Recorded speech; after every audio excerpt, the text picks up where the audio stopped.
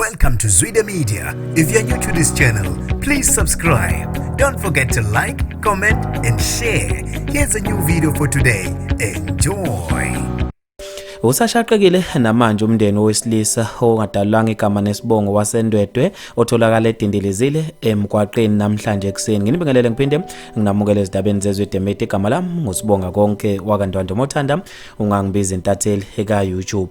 Namanje usaphithe namakhanda umndeni owesilisa ongadalwanga igama nesibongo otholakala namhlanje emgwaqeni ngasekhaya kubo edindilizile endaweni yaseNdwedwe. Umzali uthola isidumbu sengane yakhe yomfana ibulewe ngesikhathi eyicinga emva kokuba ingabuyanga izolo kusihlwe ekhaya.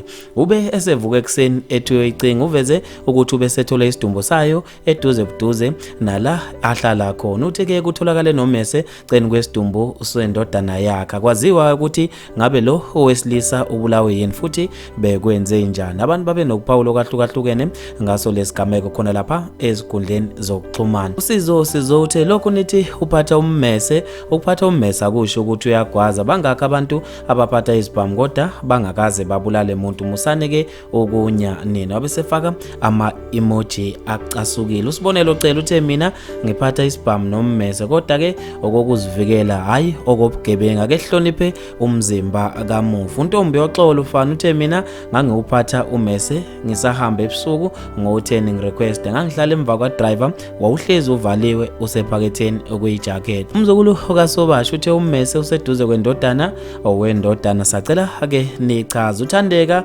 sithola uthe yebo ummese wokuzivikela ngangiwuphatha nami ngisahlala eThekwini. Kurafu laphana eJozi kungcono kakhulu. Bafethu-ke maningi kakhulu ama-comment. Ngizofisa mina ukuze ukuphalwa kweni khona lapha kwi-comment section ngalolo daba. Mina nje intathela YouTube sengihembe ngithi-ke awungibambe evidweni elandelayo.